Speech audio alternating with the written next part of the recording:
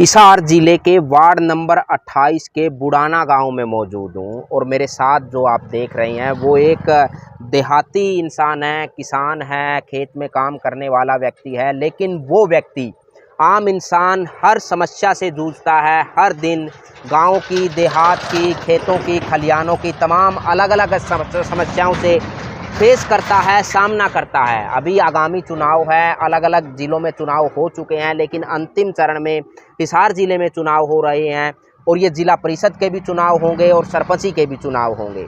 यानी कि 22 जो नवंबर है उसको ज़िला परिषद का चुनाव होना है और 25 को सरपंची का चुनाव होना है। तो तमाम समस्याओं से घिरा हुआ गाँव बुडाना है। तो सबसे पहले तो अंकल जी आप अपना नाम बताइए। मेरा नाम सुंदर डांडा है। मैं गांव बुडाना का निवासी हूं। अच्छा। मैं एक किसान हूं। अच्छा, किसान हो। कितने एकड़ की खेती करो मैं आप? 5 एकड़ की खेती करता हूं। 5 एकड़ की खेती करो। हाँ जी। अच्छा, अब जैसे जिला परिषद के चुनाव होने वाले हैं, हाँ जी। तमाम अलग अलग लोग आवेंगे मैदान में, हाँ हाँ हाँ वोट की अपील करेंगे, हाँ हाँ गांव में अलग अलग गांव में घूमेंगे। 9 गांव आपके वार्ड में पड़ते हैं। हाँ हाँ हाँ। तो इन 9 के 9 गांव में और आपके गांव की मुख्य समस्या क्या लगा आपने कि क्या समस्याएं हैं जो लोगों को उनके सामने रखनी चाहिए? जो जिला परिषद का जो चुनाव हो रहा है उसमें उसके लेवल की जो भी समस्याएं हैं वो पिछले समय भी कोई खास हल नहीं हुई। अच्छा। और मैंने लगता आगे भी कोई समस्या नहीं हल होगी। अच्छा। जो पहले भी कौन था आपका यहाँ पे? रमेश शोराण था। अच्छा, कौन से गांव से? वो अहमदपुर गांव से था। अच्छा, अहमदपुर तो इस बार।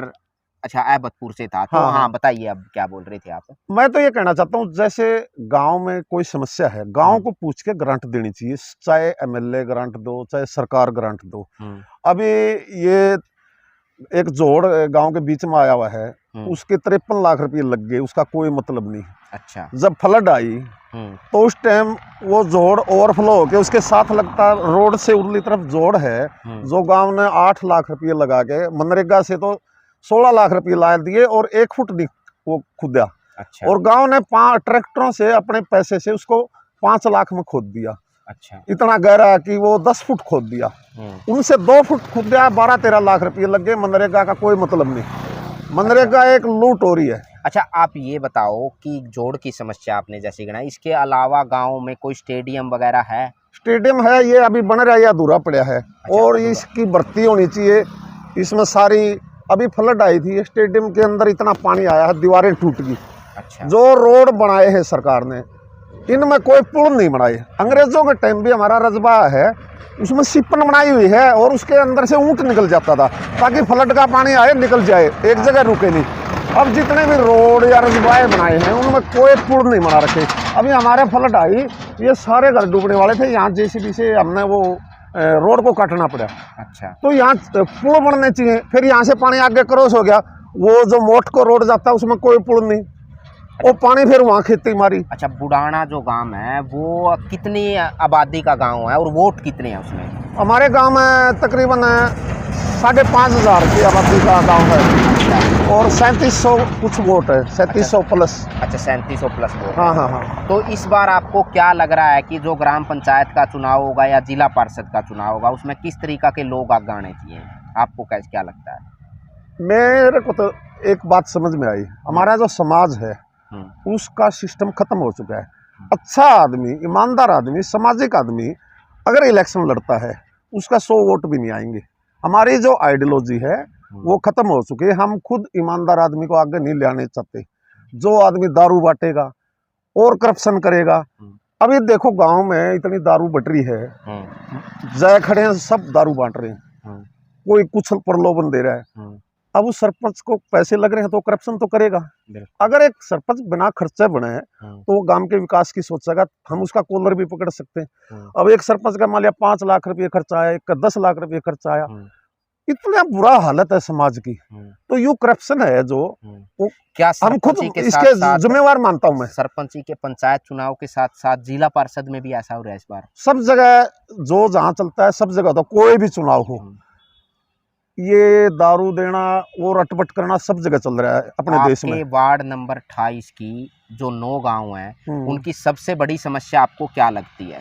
सभी गांव की लगभग? सभी गांव के एक तो गंदे पानी की निकासी, किसान के पास दो ही आमदनी के साधन है। एक तो उसकी खेती, दूसरा पशुधन। तालाबों में पशुओं को सही पानी नहीं मिल पाता, फ्लड आई, गंदा पानी सारा उस साफ जोड़ में घुस गया, इधर ये जोड़ रहा इसमें घुस गया। लगभग सभी गांव की समस्या सभी गांव की यह समस्या है। अच्छा, तो जैसे अभी जो 2-3 उम्मीदवार आपके मैदान में हैं फिलहाल, तो क्या लगता है आपको उनमें से कौन मतलब कितना मजबूत है, कोई गांव में या कोई इस तरीके से मतलब कुछ है किसी की अभी तक की जो सिचुएशन है उसमें ये दिनेश सोरान सबसे आगे चल रहा है। अच्छा, क्यों आगे चल रहा है, मतलब किस लिए लग रहा है? इसने जो भी इसका सिस्टम है वोटरों को लुभाने का, भाई मैं ये करूँगा, जो भी आपकी दिक्कतें हैं सारी हल करने की कोशिश करूँगा, जो भी मेरी ग्रांट है वो सही यूज करूँगा, जो मेरे से दिक्कत दूर हो सकती है आपकी करूँगा।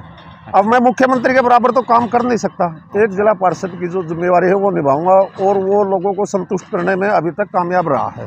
अच्छा, रहा कामयाब। हाँ हाँ। अच्छा, ये बताओ, आपका जोड़ की समस्या आपने बताई गांव की, या स्टेडियम की भी एक हद तक समस्या है, लाइब्रेरी वगैरह है कोई गांव में? गांव में कोई लाइब्रेरी नहीं है। स्कूल हमारे बुजुर्गों ने अपनी कड़ी मेहनत करके दिन रात की कमाई लगा के स्कूल बनाए, बिल्डिंगें खड़ी करी, और वो स्कूल हमारा एक लड़कियों का स्कूल था, वो मर्ज कर दिया इधर। अच्छा। हाँ, गांव में कोई हॉस्पिटल है, ये नारायणगंज में भी कोई खास सुविधा नहीं है यहाँ स्वास्थ्य से आई। अच्छा। सफेद हाथी है।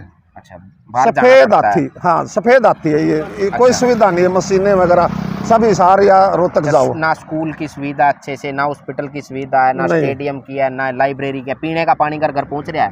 पीने का पानी उसको पी नहीं सकते, या तो हम अपने खेतों से ले सकते हैं या फिर हम अपना कैंपर लेते हैं। अच्छा, मतलब पीने ये जो वाटर सप्लाई आती है इसका पानी कोई नहीं पीता, ये तो सिर्फ नहाना और पशुओं को पिलाने में यूज किया जा रहा है। आपके कहने से पीने के पानी की भी समस्या? हाँ बिल्कुल है, निकासी की भी समस्या है। हर घर या तो कैंपर ले रहा है या कोई बढ़िया ट्यूबवेल का पानी है वो पानी ले आके पी रहा है। इस वाटर सप्लाई का पानी कपड़े धोने और नहाने में यूज होता है, कोई पीने के मतलब नहीं इसका। ठीक है जी, धन्यवाद। तो ये देख सकते हैं बुढ़ाना गांव का ये किसान था। क्या नाम बताया था? मेरा नाम सुंदर डांडा है। सुंदर डांडा जी ने, मैं 55 साल का हूँ। 55 साल की एज के व्यक्ति हैं, लेकिन इन्होंने अच्छे से सिर्फ वार्ड नंबर 28 के जो 9 गांव की, एक गांव की नहीं बल्कि 9 के 9 गांव की तमाम समस्याएं गिनाई, और किस तरीके से इन्होंने बताया कि जो चुनाव का सीज़न होता है उसमें प्रत्याशी उम्मीदवार वोटरों को किस तरीके से प्रलोभन देता है, पैसे का लालच, वोट खरीदने के लिए तमाम अलग अलग दारू का प्रयोग, तो ऐसे चीज़ों का प्रयोग किया जाता है जिनको हम मानवीय नहीं कह सकते।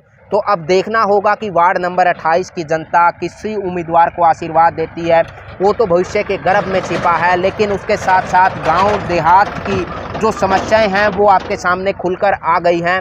आप कमेंट बॉक्स में हमें अपनी राय भी दे सकते हैं, सुझाव भी दे सकते हैं, और किस तरीके के हम सवाल जवाब करें वो भी आप राय सुझाव दे सकते हैं। धन्यवाद।